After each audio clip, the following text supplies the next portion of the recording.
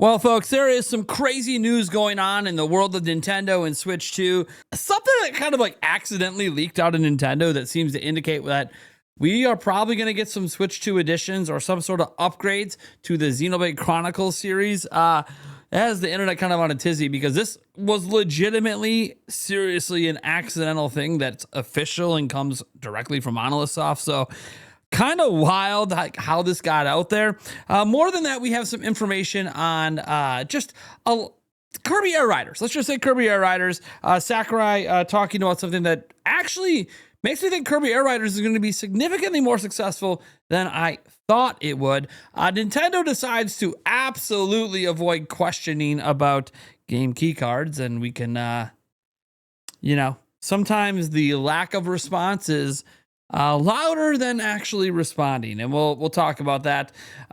Digital Foundry had some stuff going on where they talked to some developers at Gamescom about Switch 2 dev kits, so we got to get into that as well. We have some updates about, just this idea of, do we even need new hardware generations after Switch 2? Like, there's lots of talks about PlayStation 6 and the next Xbox, but do we actually need them? Well, a major developer decided to talk about that. We have to clarify something that happened seemingly by accident from Charles Martinet advertising an appearance he was going to have with Nintendo, and he hashtagged Nintendo Direct, and that got people all in a tizzy. Also, there's now an event that's going to literally have a demo of Age of Imprisonment for the first time we got to get into. And yeah, the former PlayStation boss had something very interesting to say about Nintendo that has caused a stir today, but also is probably right if you actually think about it. That being said, folks, I can't wait to dive in. Before I do, I just want to remind you, we are giving away 5 copies of Kirby Air Riders. You can enter through the link down in the pinned comment or in the description. You only need to be 18 or older to enter. And let's go ahead and get into our first piece of news. This one coming from Monolith Soft itself. Monolith Soft recruitment post shows Xenoblade 2 with a new lighting, prompting speculation of a Switch 2 upgrade. That's right. They showed footage of Xenoblade Chronicles 2 that is better than what is on the Nintendo Switch with new lighting, which makes no sense. So Monolith Soft continues its recruitment drive while it prepares for whatever it's developing for the Switch 2 console. The Japanese company published a recruitment post on X, complete with a clip of the Switch game Xenoblade Chronicles 2. This caught people's attention due to the new lighting and visual clarity in the short clip, prompting much speculation online that the excellent JRPG could be receiving an update or an upgraded edition for the Switch 2. If so, we'll probably hear about it during a rumored mid-September Nintendo Direct presentation. And this is the footage right here. We'll mute it, but if you sit here and look at this footage, it definitely has lighting that's very different from the original release.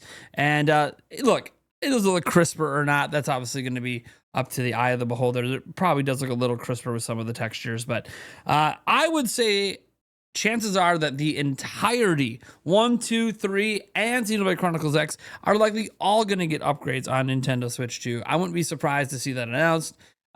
So there you go. That could be something that ends up in the Direct that's reportedly happening next month. You want to know about that Direct? Go watch my prior video today because, man, the floodgates seem to be open for it. Next up, we got to get to Digital Foundry. So Digital Foundry said plenty of developers at Gamescom said they haven't received Switch 2 dev kits. But let's get to the exact quotes here. So John says, Nintendo seems to be almost discouraging Switch 2 development to some degree, where I've spoken with plenty of developers where they were either told that their game, they should just ship it on Switch 1 and rely on backwards compatibility.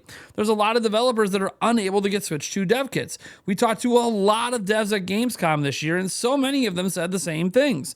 They want to ship on Switch 2. They would love to do Switch 2 versions. They can't get the hardware. It's really difficult right now.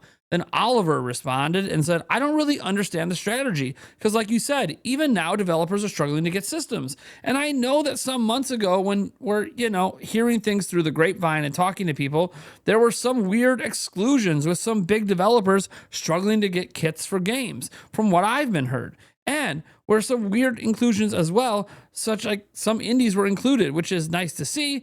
But then there's that campfire game, this kind of camera campfire game, and they're getting kits. And some big developers, on the other hand, who develop like AAA stuff, aren't necessarily in the pipeline for their kits. And I think what's interesting about this story is we talked about a similar story to this before Switch 2 came out, and how maybe it's like, hey, they're just trying to hold back dev kits because they don't want leaks to happen.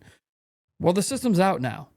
there's really nothing left to leak about it. It's literally in our hands. So I don't know what the hell is going on here. What I do know is we're going to PAX West. We're going to be going behind the scenes with some of the games there and some game developers. So we'll probably ask around a little bit. And when I say we, I'm talking about the Nintendo Byte podcast. All of us are going. Also, you're not going to want to miss the Nintendo Byte podcast this Wednesday because not only are we going to be talking about all this direct stuff and all the rumors and all that, we're going to talk about everything we're doing at PAX West, including what we're going to be doing about that and trying to see if we can get some information just to get this additional confirmation outside of a major outlet that, yes, indeed, developers are having a very hard time getting dev kits. Again, to me, it doesn't make sense. I don't know why Nintendo would be such sticklers now after the system is out. See, with Xbox, they just made it where every Xbox series can be a dev kit. So you just got to buy one. If they don't give you one, you just got to buy one, then you pay a fee to unlock the dev tools. I don't know, guys. This is kind of weird. You know what some people also found weird? Where Nintendo is dodging questions about game key cards. As we look here, Nintendo dodges the question from Famitsu. So let's go ahead and close that here. In an article published on August 25th, 2025, Famitsu, the largest gaming media outlet in Japan, asked Nintendo for the reason why the company decided to adopt game key cards as a physical medium for Switch 2. Instead of directly answering the question, a press representative from Nintendo completely dodged it and instead answered how game key cards work. Game key cards are one of the new ways we deliver games to customers. Although an internet connection is required to download game data for the first time, players can play the game even without an internet connection just by having the game key card inserted into the console, aka Nintendo. This is how digital game works. Japanese users have noted how the Nintendo representative literally just didn't answer the question at all. I think Nintendo knows there's been really heavy backlash over this, and I don't think anything's going to change. I know they did the polls, and I think game key cards are here to stay. I don't think we're suddenly going to get a bunch of different sizes of carts. I know there's some evidence that might be happening, but game key cards are going to be a majority of third-party games that are physical the rest of this generation, or fake physical, as people like to call them, and that sucks. Hopefully this game that we're about to talk about isn't one of them, because Suda51 is trying to get some work done on Switch 2. So they're eager to get his latest violent game on Switch 2, Romeo is Dead Man. All right. So this was revealed in the PlayStation State of Play presentation earlier this year. And Grasshopper Manufacturer announced Romeo is a Dead Man from Suda51 and Ren Yamazaki. And it sounds like Switch 2 owners might be getting in on the action when the game launches in 2026. According to an interview with Game Explained, Suda51 stated that the development team is currently in the middle of doing a bunch of tests. So let's read what Suda51 said there. Right at this moment, we're in the middle of doing a bunch of tests and stuff, basically to see if we could put it on Switch 2, which means they have a dev kit, so that's cool. I personally would love to get it on Switch 2. I'm hoping it's going to work out. It just depends on the results of this testing we're doing. If Epic ends up working out for us, it's made with Unreal Engine, and if it works out on Switch 2, then we're going to do what we can to put it on Switch 2. Romeo is a Dead Man is described as an ultra-violent science fiction game depicting third-person melee combat, not entirely unlike No More Heroes series. It looks like it's kind of the experience that could only come from the mind of Suda51, so we got our fingers crossed that we'll be playing it on Switch 2. Again, we obviously don't know if it's going to come to Switch 2, but at least it's a developer saying, hey, we're trying, which means they have a dev kit, and we'll just have to wait and see what happens. You know, we also have to wait and see what happens. Kirby Air Riders. Nintendo positioned it as their holiday game for Black Friday, at least in the United States. And Sakurai shared an interesting stat. So Kirby Air Riders direct stream has reached nearly 4 million views in less than a week. It actually has hit 4 million views now. And he's talking about the Japanese Nintendo Direct. It hit 4 million views. It's at 1.9 to 2 million views right now in the US. That gives it well over 6 million views worldwide. Kirby's obviously much more popular than when Kirby Air Riders came out way back in the day, or Kirby Air Ride as it was called. So it is curious how well this game's going to do. The best-selling Kirby game of all time is the last big 3D one that we have, the only 3D Kirby game we've ever had, in Kirby and the Forgotten Land. So selling 6 to 7 million. Can this game get to those numbers? I have no idea, but I certainly think Sakurai is surprised. I mean, he's literally saying he's surprised. Like, I think this game's going to end up selling better than Nintendo expected, and that's crazy considering it's a Switch 2 exclusive on a platform that doesn't have like 100 million install base, right? So all around, it seems to be good news for Kirby Air Riders. The reactions seem to be mostly positive, and hey, even Sakurai himself is more popular today than he was back then. Next up, we're going to get over to this story right here. Square Enix producer Yosh P doesn't see a need for new hardware right now. And I'm going to stealth here because the article is super, super long, and he has the only quote in the article I care about. So when I look at things from a gamer's perspective, I feel that there's no real need to make new hardware because I think right now people are happy with the Xbox Series X, the PS5, or the Switch 2. And honestly, from a gamer's perspective as well, hardware's expensive to buy. And you know what? I can jive with that. Hardware is expensive. PlayStation 6 and the next Xbox are going to be even more expensive. A Switch 3, and it's weird to talk about this, but say 8 years from now, is probably also going to be more expensive. So we're in a position where like people just don't really have a lot of money. And also, do games really need more? I mean, obviously Switch 2, you could talk about there, you could always use more power for a handheld, but when it comes to Xbox Series X and PS5, do we really need more? That's a question some gamers are asking themselves, even though there are still games coming out today that aren't performing very well. But are the games that have performance issues like the latest Metal Gear, is that due to the hardware or is that due to bad optimization and could get fixed with patches? I guess time will tell. You know what time won't tell with? Charles Martinet. He's going to an event in, Japan. And he said something on his Instagram that got people stupidly excited for a Nintendo Direct, even though that's not what the event is. So here, let's just look at the images quick. You can see here that there is on Instagram here, and he says, "I'm very happy to be invited to the Tokyo Nintendo Direct, October 4th and 5th. That is not what he's going to. Charles Martinet accidentally wrote there is a Nintendo Direct on October 4th and 5th. Nintendo Live Tokyo is at that time. That's what he meant. Nintendo Live, not Nintendo Direct. So Charles Martinet made a small little flub with this hashtag. This has nothing to do with the Nintendo Direct rumors. It's just really bad timing. So again, Charles Martinet, very friendly guy, obviously just made like a little flub there. But people ran with it because of course they did, because he does work for Nintendo. So I get it. And he is going to a Nintendo event. It's just not a Nintendo Direct. All right.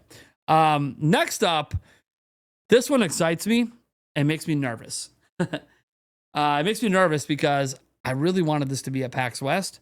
And who knows, maybe it is behind the scenes and I'm just not aware because I don't know. Koei Tecmo announced Hyrule Warriors Age of Imprisonment will be featured at Tokyo Game Show. It'll have a public demo for the first time.